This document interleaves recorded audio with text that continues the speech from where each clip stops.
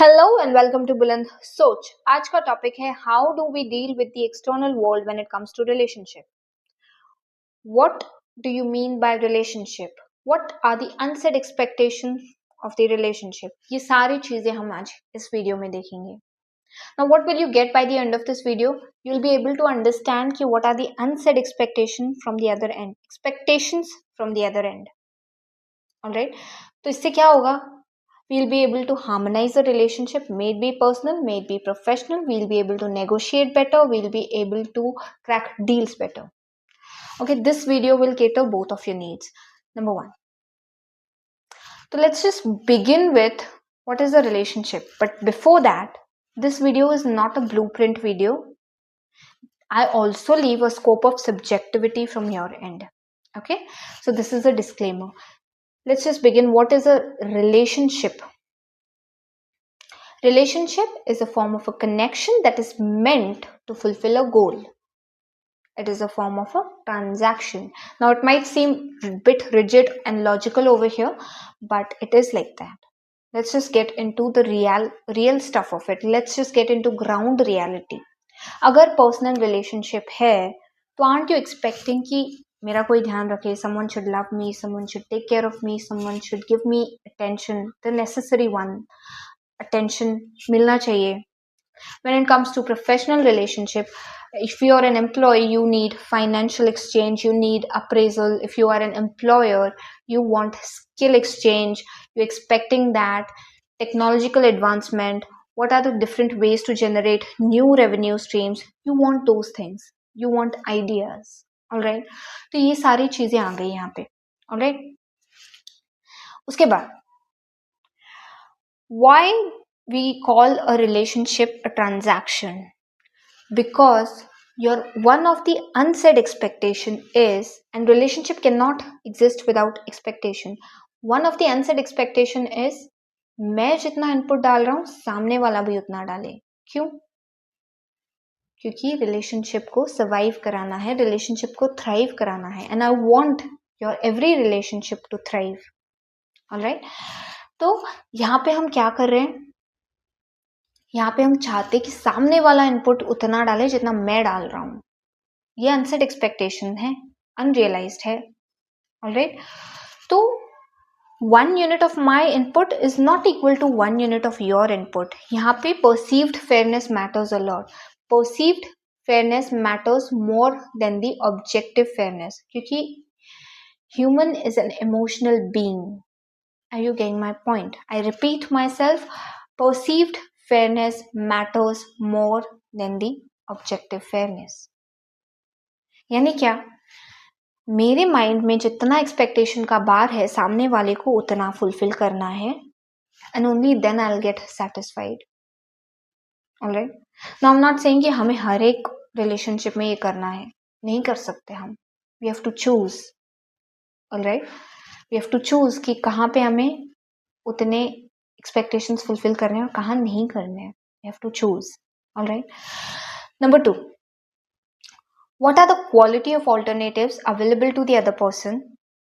अगर present relationship is better than the quality of alternatives available, may it be personal relationship, may it be professional, so this relationship is likely to sustain.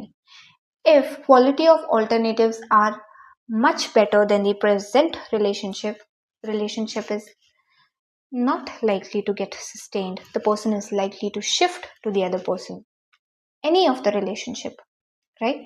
Third, reward versus cost. If rewards are greater than the cost, the person is likely to stay. Number 1, when it comes to personal relationship, rewards क्या रहेंगे? Support system कैसा है, companionship कैसा है, financial status कैसा है, status कैसा है, what is the status quo of that person. तो ये सारी चीजें रिवॉर्ड्स में आ गई. What are the costs? इस रिलेशनशिप को मेंटेन करने के लिए मुझे कितना एफर्ट्स डालने पड़ेंगे, कितना टाइम देना पड़ेगा, कितनी एनर्जी देनी पड़ेगी, कॉन्फ्लिक्ट्स कितने होंगे, मेरा फ्रीडम कितना रिस्ट्रिक्ट होगा. So this is how rewards versus cost benefit analysis of relationship happens. Alright, ये हमारे माइंड में होता है, हमें पता नहीं होती ये चीजें, but these things do matter actually, हमें पता भी नहीं होता and we are not even aware of it. Alright, तो ये एक चीज हो गई। But if you look at it mathematically, if rewards are greater than the cost for one person from one end, तो अदर एंड से same condition नहीं होगी। क्यों? क्योंकि मैथ्स है, सिंपल मैथ्स है, राइट? तो अगर वी आर अ लीडर, अगर हम चाहते हैं कि ये relationship matters more than anything else, तो वहाँ पे हम रिवॉर्ड्स और कॉस्ट नहीं देखते, हम कॉस्ट बेनिफिट एनालिसिस नहीं करते। Alright, but as I said कि मैंने लॉजिकल अप्रोच रखा। ऑलराइट, तो जब इमोशंस किक इन कर जाते हैं तो we don't think about rewards and cost. Alright, तो यहाँ पे ये एक चीज हो गई। और कहाँ हमें नहीं देखने चाहिए और कहाँ हमें देखने चाहिए, ये भी हमें पता होना ज्यादा जरूरी है। If relationship matters to you more, if your priority is set कि ये relationship चाहे personal हो चाहे professional हो, I want to stay into this relationship because something is there that I'm gaining from it, right? चाहे थोड़ा ही क्यों ना हो, I'm gaining out of it something, right? तो वो relationship में हम rewards versus cost नहीं देखेंगे, alright? एंड लीडर्स को ही फॉलो किया जाता है, right? And leaders are givers, मैंने अपने पहले वीडियो में भी कहा है। Alright, fourth, socio demographic factors. What do you mean by that? मेरा पर्सन जिसको मैं रिलेशनशिप में लेके आना चाहती हूँ या चाहता हूँ, क्या वो मेरे प्रॉक्सिमिटी में है, क्या मेरे क्लोज्ड सर्कल में है, क्या मेरे रियल सर्कल में है? I am not talking about the virtual stuff out there. Do I know the person in and out? Because he or she is not just on the screen.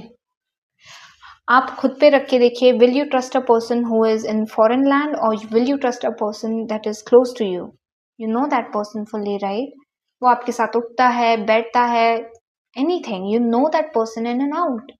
तो एक हमारे अंदर सोशियो डेमोग्राफिक फैक्टर क्या आ जाता है? That person has to be in our proximity. Alright, second, values और belief system क्या होंगे उस पर्सन के? We are likely to get into a relationship जिसके साथ ये मैच होता है या कॉम्प्लीमेंट होता है। What do you mean by match होता है? Familiarity builds trust, number 1। Number 2, complement करता है मतलब क्या? मेरे जो वीकनेसेस है सामने वाले के स्ट्रेंथ्स है, सामने वाले का जो वीकनेस है वो मेरा स्ट्रेंथ है, राइट? Third, emotional compatibility. सामने वाले का इमोशनल रेगुलेशन कैसा है? इज ही और शी वेरी रिएक्टिव और responsive? If one is angry the other has to remain quiet in order to maintain a harmony. So emotional regulation matters both in both the fields, may it be personal relationship or professional. All right, emotional regulation, role compatibility. Will he or she be able to maintain and sustain the responsibilities? अगर personal है तो will he or she be able to take care of my health, my finances? Will he or she be a better parent? All right. Next, अगर professional relationship है तो उस person को जो post दी जाएगी, जो अथॉरिटी दी जाएगी, विल ही और she be able to fulfil those responsibilities out there? यही है, ठीक है? तो ये सारे अनसेड एक्सपेक्टेशंस हो गए। Number 1 was equity theory. ये सारे लॉजिकल बता रही हूं मैं। Equity theory, my input should be equal to your input. यहाँ पे मैथमेटिकल 1 यूनिट नहीं चलेगा, यहाँ पे perceived fairness matters more than the objective fairness. Number 2 was quality of alternatives available. अगर क्वालिटी ऑफ ऑल्टरनेटिव्स ज्यादा अच्छे हैं, person is likely to shift. अगर क्वालिटी ऑफ ऑल्टरनेटिव्स कम अवेलेबल हैं, the person is likely to stay into a relationship. All right. Number 3, rewards versus cost. Rewards have to be greater than the cost if you want the other person to stay with you. Alright? और ये कहाँ नहीं देखना चाहिए? जहाँ पे emotions involve है. You want the other person to stay with you. तो आपको नहीं देखना है, क्योंकि एक एंड से अगर ज्यादा है रिवॉर्ड्स तो दूसरे एंड पे कम ही होंगे. Simple math. Alright? Fourth, socio-demographic factor. The person has to be in your proximity because you want to trust the other person. Alright? You'll be able to understand how he or she behaves. Next, what is the emotional compatibility a person has? Is he or she very regulated, very much responsive, or very much reactive in nature? Alright? Role compatibility. Will he or she be able to maintain and fulfill the responsibilities of that relation or of that post? Last, self-expansive theory. Self-expansion theory. What do you mean by that? As a human, now I'm connecting the emotional side of it. As a human, you want to expand. आप खुद को किसी और में देखना चाहते हैं. आप चाहते हैं कि आपका DNA एक्सटेंड हो. If you look at it scientifically, ये कहाँ पे हम एग्जाम्पल के तौर पे देख सकते हैं? Number 1, a parent and a child, a relationship जहाँ पे लाइफ पार्टनर्स इन्वॉल्व हैं. Are you getting my point? Parent और चाइल्ड के बीच का रिलेशन कैसा होता है? Self expansive in nature. What do you mean by that? आपके जो पेरेंट्स हैं वो आपको, आपके अंदर खुद को देखते हैं.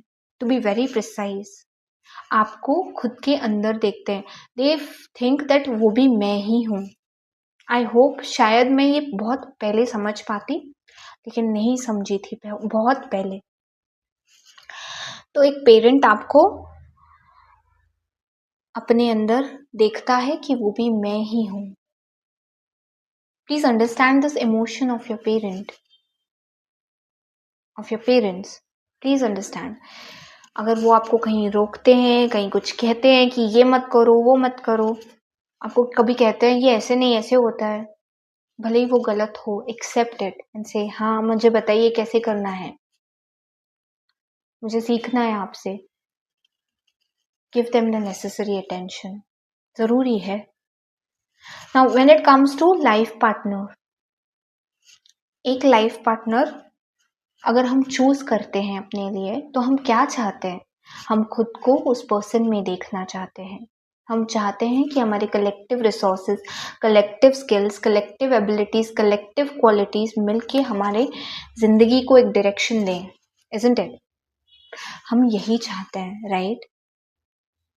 तो ये कैसे पॉसिबल है? कैसे हम डिसाइड करें ये सारी चीजें? Now that's a scope of subjectivity out there. As I mentioned कि हमारे expectations, unsaid expectations क्या होते हैं. Alright? तो यहाँ पे ये एक चीज हो गई कि हम खुद को किसी और में देखना चाहते हैं. हमारे स्ट्रेंथ्स किसी और के वीकनेसेस हैं, किसी और के वीकनेसेस हमारे स्ट्रेंथ्स हैं. This is how self-expansion theory works. This is how we want to see ourselves in someone else. Alright? तो यही self expansion theory है. And how is it connected with spirituality? आपको याद होगा, अगर मेरे सारे वीडियोस आपने देखे हैं तो in one of my video I've mentioned what is ego dissolution. शायद मैं समझ नहीं पाई हूँ. Alright? Ego dissolution यानी क्या? To be one with the universe. हमारा यूनिवर्स क्या है? कितना है हमारा यूनिवर्स? हमारे पेरेंट्स, हमारा लाइफ पार्टनर, हमारे बच्चे, इतना है. और कोई एड ऑन हो सकता है तो ठीक है, सिबलिंग्स. उसके अलावा हमारी फैमिली छोड़ के हमारा यूनिवर्स क्या है? ऑलराइट? तो यही है हमारा यूनिवर्स. यही है सेल्फ एक्सपांशन थियरी. यही है spirituality on ground reality. To be one with the universe, because we cannot exist in isolation, because we cannot be independent, we have to be interdependent. Alright, तो यही है self expansion theory. This is how spirituality gets connected with relationship. Alright? Spirituality on ground reality. Now, हम अपने universe को expand कितना करना है ये हम देख सकते हैं. कोई बाहर का एड ऑन हो सकता है, लेकिन किसको करना है किसको नहीं, किसके इंटेंशंस अच्छे हैं किसके नहीं, we have to understand that at first, and accordingly हमें अपना यूनिवर्स एक्सपांड करना है. Alright, number 1. नंबर 2, हमारे एक्सपेक्टेशंस क्या है हमारे यूनिवर्स में जो लोग रहते हैं उनसे. Task number 1, what are our expectations. सबके साथ नहीं, कुछ गिने चुने लोगों के साथ. क्या है हमारे एक्सपेक्टेशंस उनके साथ.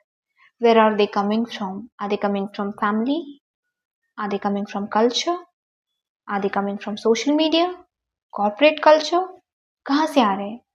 Third, are they realistic. Relationship cannot exist without expectations.